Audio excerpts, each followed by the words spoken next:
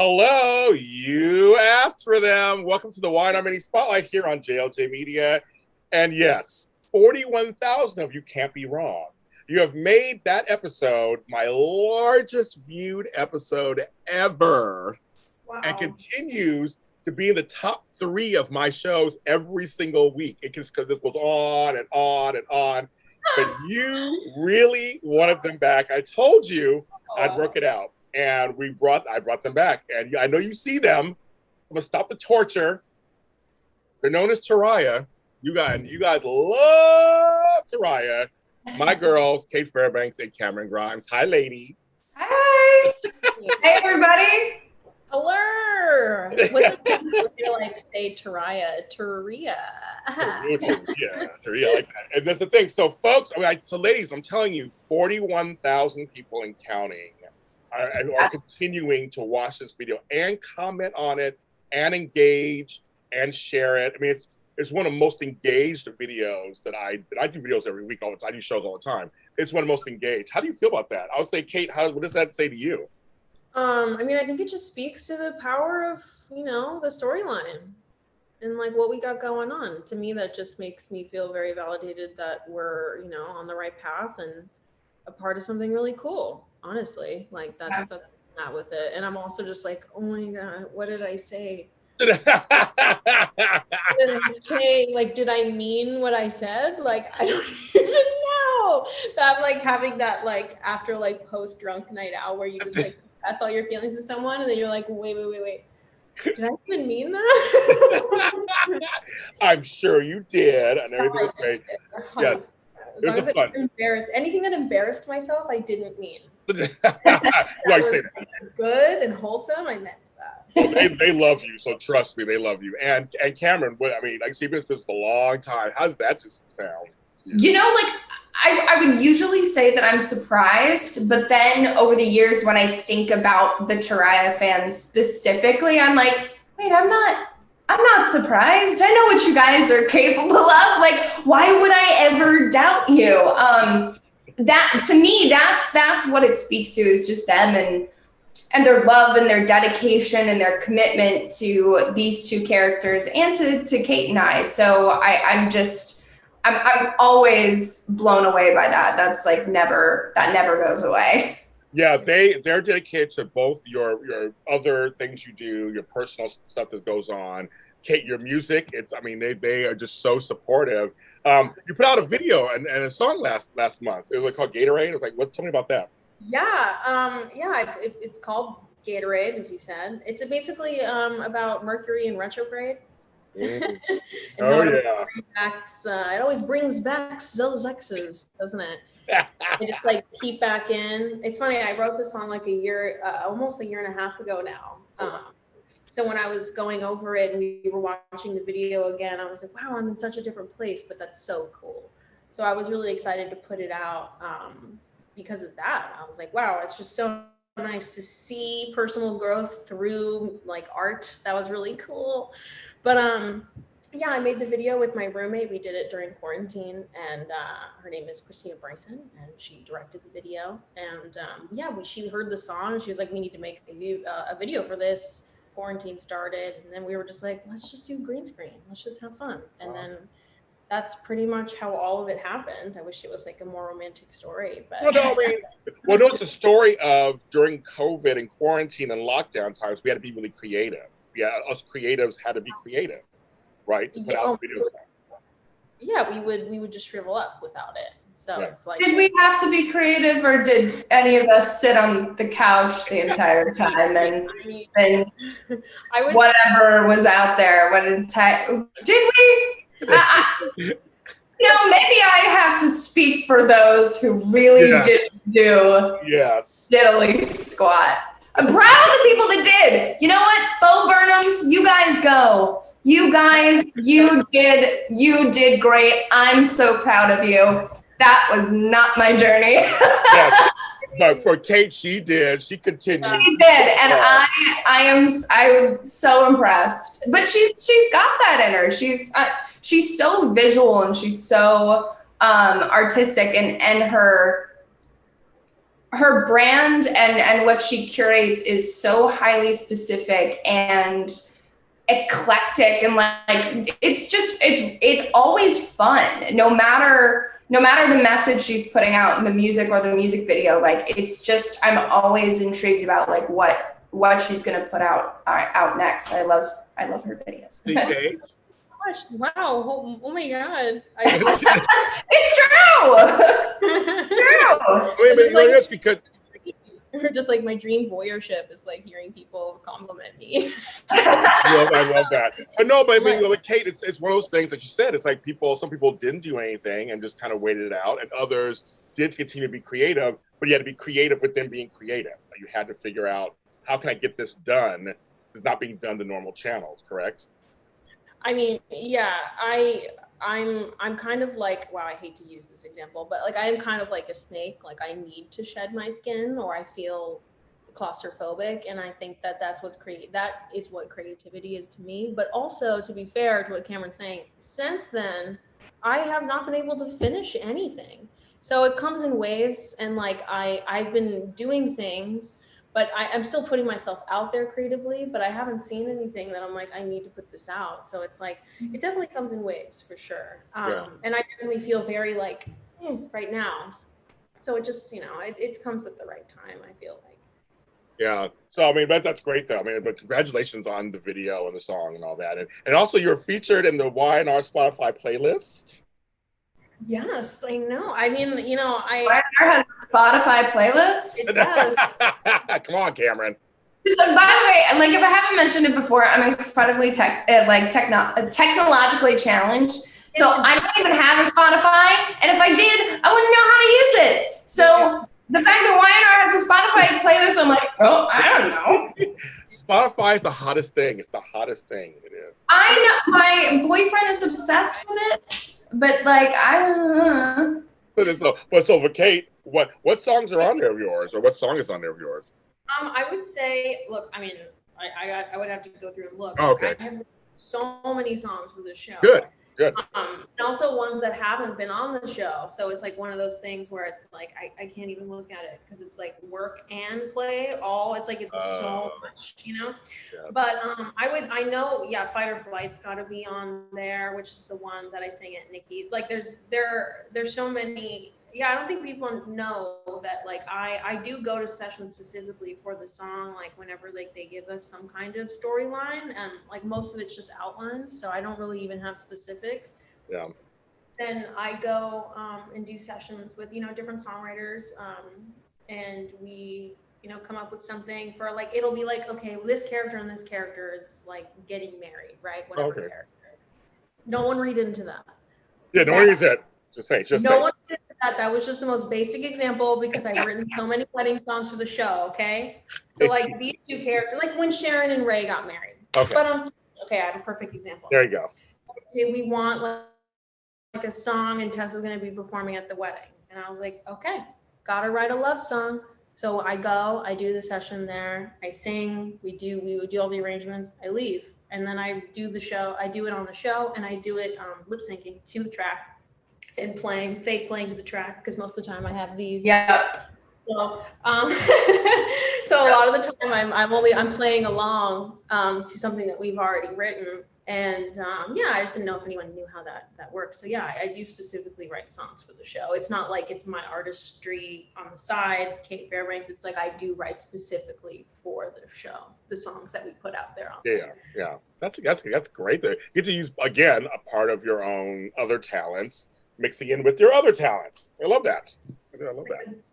Soup. It's like a kitchen sink. Yes, it is. Okay, so now let's talk about the show. Okay, I want to tell you, we were screaming this whole time with Tessa, going, Mariah's not just gone. I mean, we were laughing so hard on our show because we're like, Sharon, wake up! Like, everybody, wake up! Like, it's like, of course, wake up, people, wake it up. Wake up! You could see it on my face, just the disbelief. I was like, wait. It was crazy. It was like, Tessa is like actually saying like she wouldn't do this. And the part that got to me for Camryn was that when Jack comes and says she hasn't even done any work, like I was saying, she wouldn't mess up with work. I mean, Mariah likes to work, so she wouldn't screw up her job. And it was like, and so I'm Mariah's Capricorn.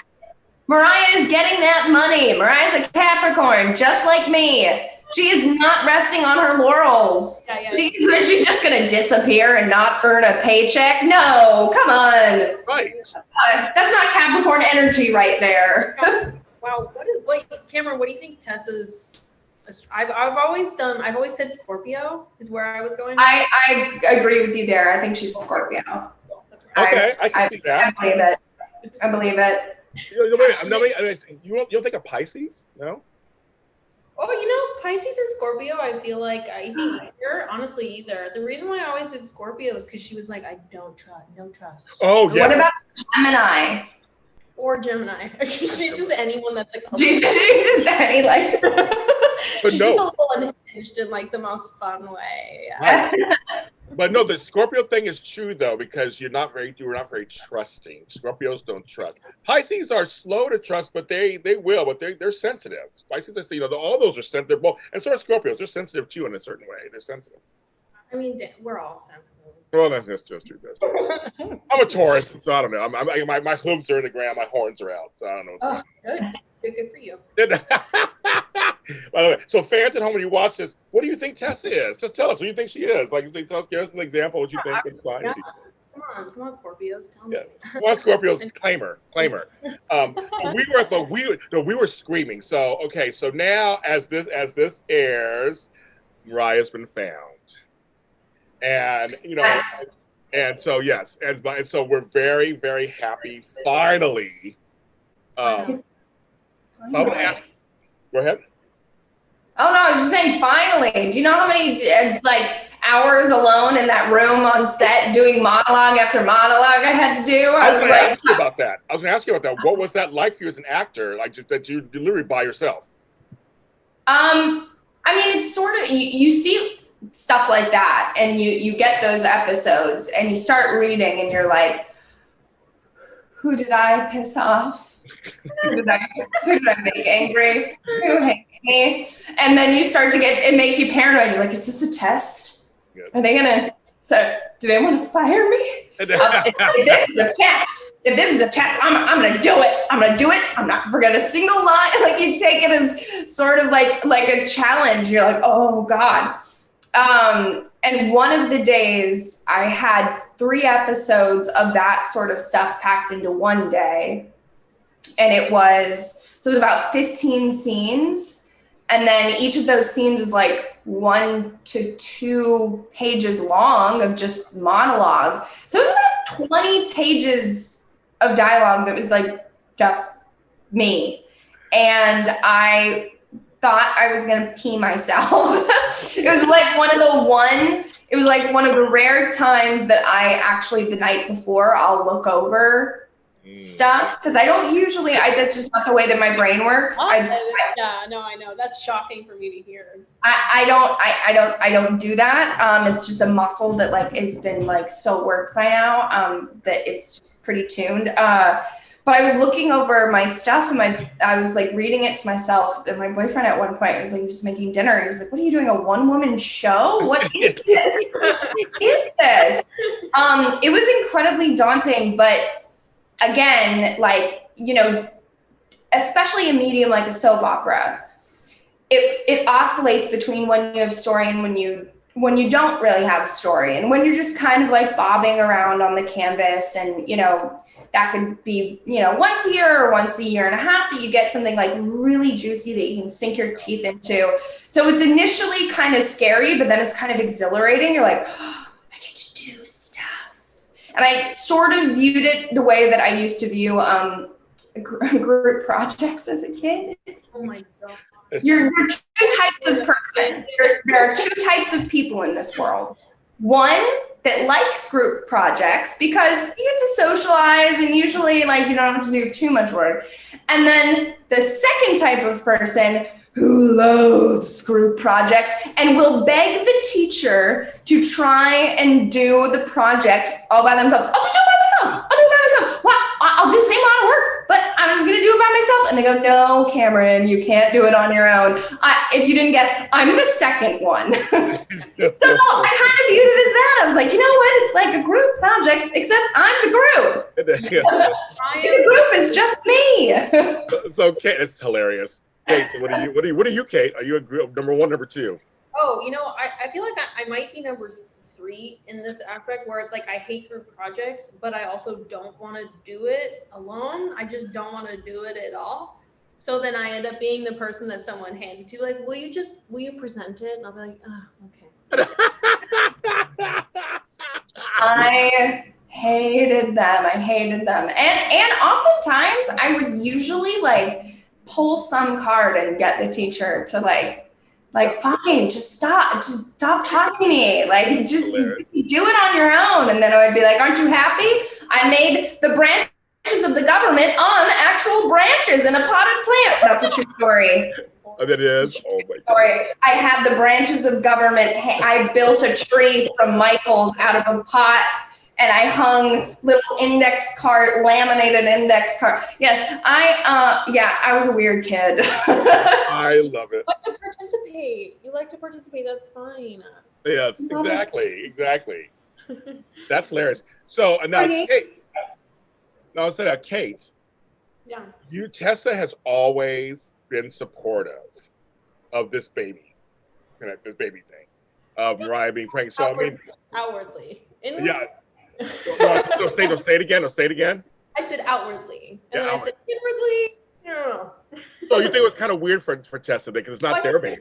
I think at first, like, and I think in the script they even mentioned, like, at first I was like, but are you sure that this is something you can handle? Are you sure? There was a lot of, I think, prepping with that. But then once it started, I would say, yeah, she was definitely supportive. And now the baby's born. So now... And so, what do you both think on some level could possibly? We're not giving any spoilers away. Just said the baby's now here, and Abby gets to have her child with Devon, but it's not really Devon's baby. I mean, it's on its own story. Yeah. Yes. So this is. I mean, Tessa and you guys. But what's this feel for Teriah? Do you guys think a little bit? Like, what do you think could possibly be? Will be okay. Well, I mean, here's the thing. Isn't it more fun when things aren't okay? But okay, right, exactly. It's the daytime drama. But it depends on what's not okay. What aspect of it is not okay? Who knows? Is it going to be us? Who knows? Is it the baby? Who knows? Is it Abby and Mariah? Who knows? Is it Tessa and Abby? Who knows? That's it could be any of the above. I mean, obviously conflict is something that we all secretly love. But I do think that having a child and being kidnapped overlapping is like pretty intense. So I think that Camryn has been killing it lately. Oh yeah. 100%. I think it's been really fun for me as a co-star to watch, especially like after doing her one-woman show, being like, welcome back. Cool.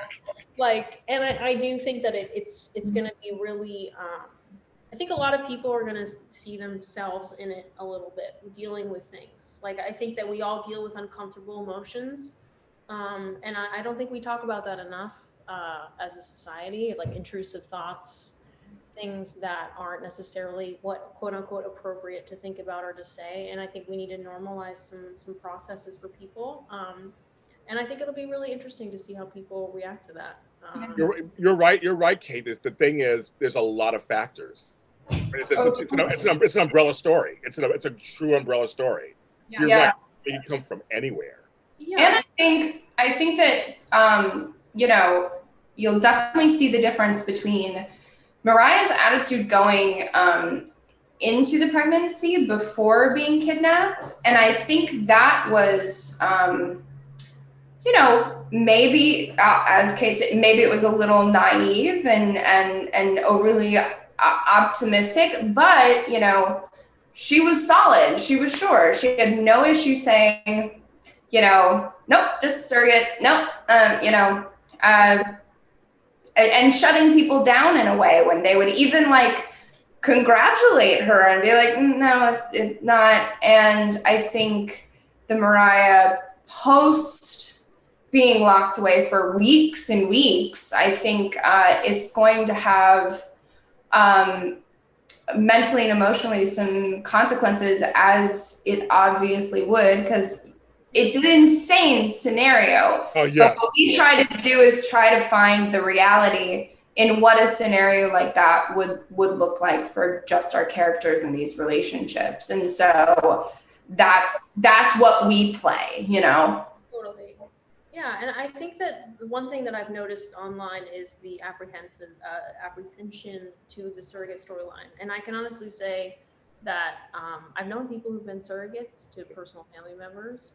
It is something that happens, and I do think that it takes a toll. And I think that there's a lot of people who deal with that. So I really did think it was an interesting way to go for us as a couple. I think it was like an interesting to see now our new push and pull between each other. Like, I think that it's fun. Like, I think I had fun watching you be pregnant too. I was like, oh my God, you're pregnant. No, I was saying, hey, did she look natural and beautiful as pregnant? I mean, I know you're not pregnant, you weren't pregnant in real life, but you look so natural, Camryn. You know what's really weird is I got that a lot. Like, not the later pregnancy, like pregnant belly, but I came, and by the way, no, everyone, I'm not pregnant. I've just gained weight.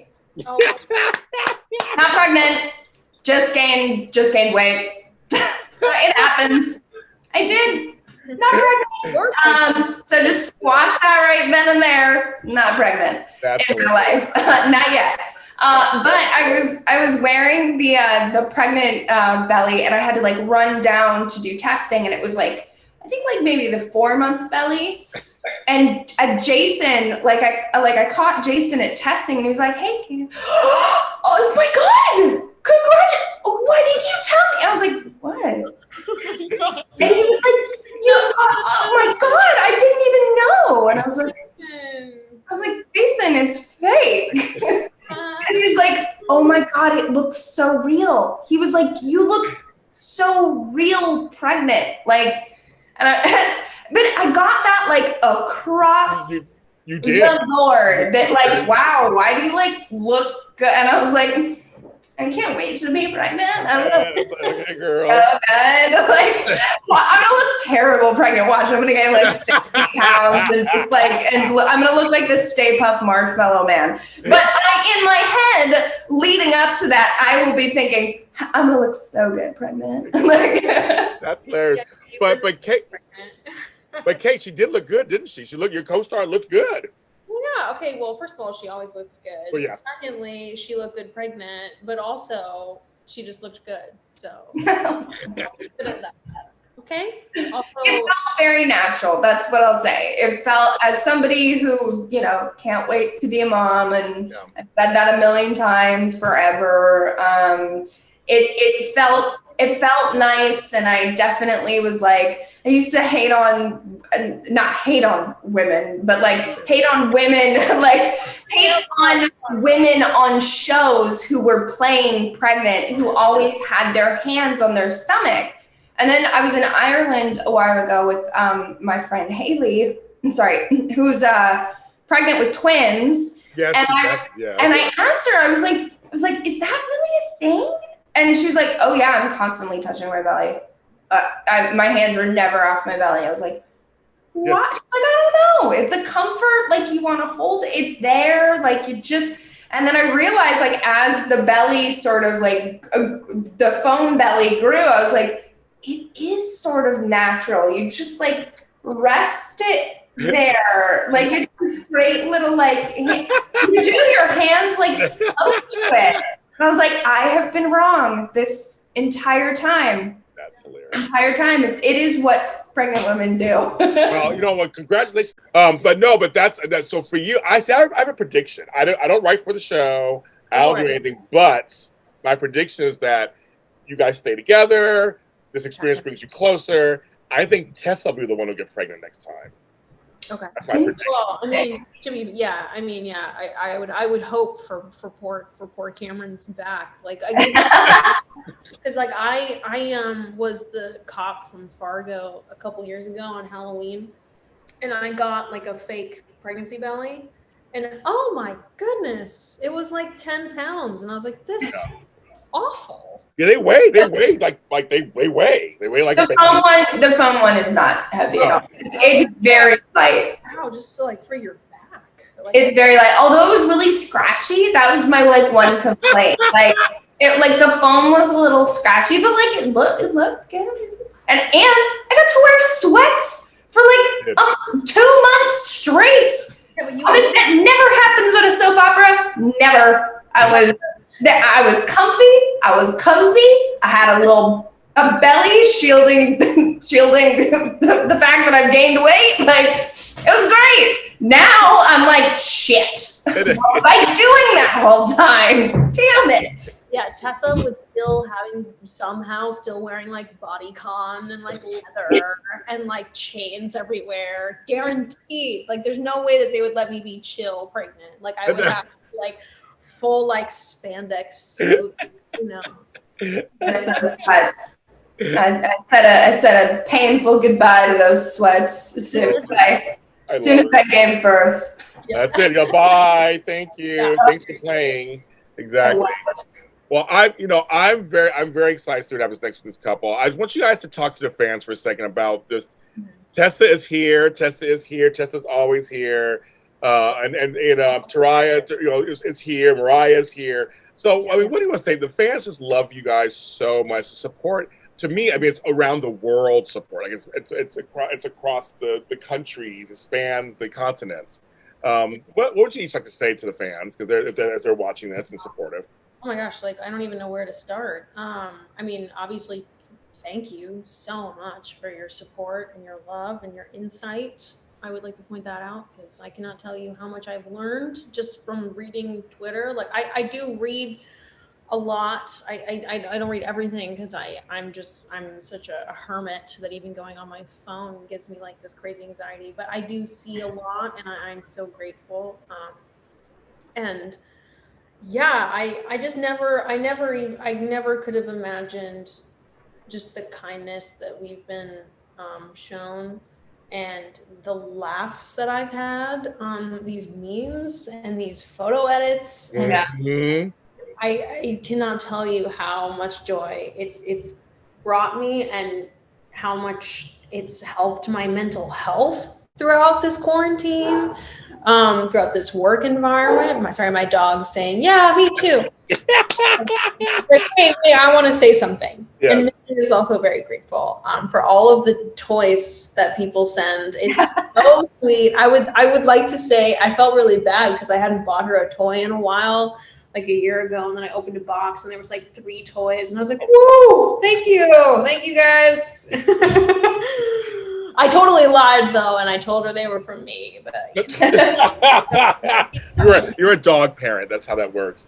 Camryn, so what do you want to say to the fans? They love you. They just love you.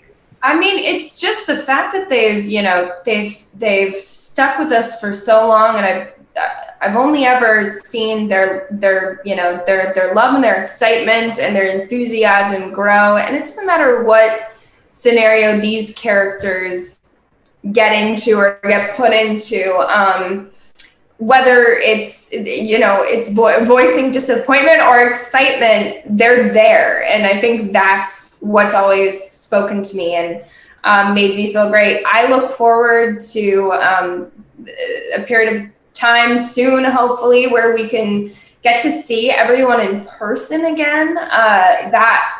Because that is what really would always kind of sustain me and like give me that energy and was the visual in-person interactions and that sort of realizing how much bigger it is than just going to work every day and punching in at 6 and leaving at 5. It means a lot to people, and so it equally means as much to Cait and I. Yeah. No, I mean, it's just they're devoted, and I think you're right. Whether it's they're screaming at the TV for this or they're loving you guys on the TV for that, and we'll take it. Scream. If something sucks, that's fine. Just taking along for the ride is like the best part. Is that it's all we can ask for, Yeah. Also, like we have zero control. Yeah. Anything. Yeah, we have absolute zero control. So don't be mad at me for Camryn. They're doing their jobs. They're doing their job. But yeah, no, yeah, we honestly, the thing that kind of brings me always back is seeing just the interactions that we have, whether they be positive or negative. I was like, wow, that's really cool that we're making a stamp on something. Yeah. And I want to say the one thing I'm going to miss, because Kyle is now gone. I missed the relationship between Kyle and you guys. I just thought that was such a fun friendship. Yeah, it's really sad to have, especially during COVID, to have Hunter and Michael gone and off the campus. You don't get to see people if you don't work with them like as much as you do now, because it's so distanced, and our protocols are still really, really heavy. But we love them and we wish them well, and I hope that they come back soon. Yes, me too. Selfishly, I'm like, I don't want you to book anything else. I want you to come back. You're my friends. I can't. It's just a selfish want. Yes, exactly. I don't think I had seen Hunter or Michael in like almost a year. Yeah. And then I saw that they were leaving. I was like, oh my God, I'm not even going to be able to say goodbye. I think that's the biggest thing about, not the biggest thing about COVID. That's ridiculous to say. Sorry. Yes. It is. It's one of the things. It's your coworker. It's your coworker. It's one of the crappy parts. It's just it's crappy for many reasons, and that's a big one. So much crap, and I think that Millie, she's taking so much attention. Oh, the baby. Yeah, I have a painter here, so she's just like, wait. So she was quiet for like an hour. She did good. She's good. She's good. She's a good girl. But I didn't. Yeah, they left, and I didn't say goodbye. So selfishly, I'm kind of hoping that they come back too, for so many reasons. Yeah. You guys, Y and R is doing what they can. Of course, during the safe protocol that's going on. I farted so loud. I'm so sorry. Hopefully, I didn't hear it. You didn't even hear it. Good. She farted. No, I didn't hear it. We didn't even hear it. Dogs do that. They do it sometimes. I just wanted to make sure, just in case if anyone heard it, because it was very loud. You're like, it's not me. I didn't do it. Not me. That's exactly why I was saying that. Well, thank you, Camryn. Thank you, Cait, for coming back on. The fans wanted this part 2 so bad. I'm glad you were able to sit with me. I love sitting with you ladies, and I'm glad you were able to do this again. And continued success on the show. You guys are welcome back again anytime, of course. And we just love your characters. And hopefully we didn't disappoint. And with Millie farting and all. I was so worried. I was like, if I don't say anything, everyone's I didn't even hear it. I farted and didn't say anything, and now it's out there. It's out there forever. It's out there. Pinned it on Millie, but she's right here, and she definitely farted. Millie. Hi, baby. Hi, baby angel. Oh, she's looking at me like, what is the noise? What's talking to me? You guys, so this is Teriah part 2, you guys, and who knows, maybe once again I'll stop through Wide Army Spotlight. Thanks to Camryn and thanks to Cait. Continue to support them on CBS's top-rated, Emmy-winning daytime drama, The Young and the Restless. And of course, my normal show we do is always on Sundays. We do a recap of all the episodes. We laugh our way through. We talk about Young and the Restless, and their characters included on there. And everyone, please support them, support the show, support me. And we'll see you next time. Bye, guys. Bye, everybody.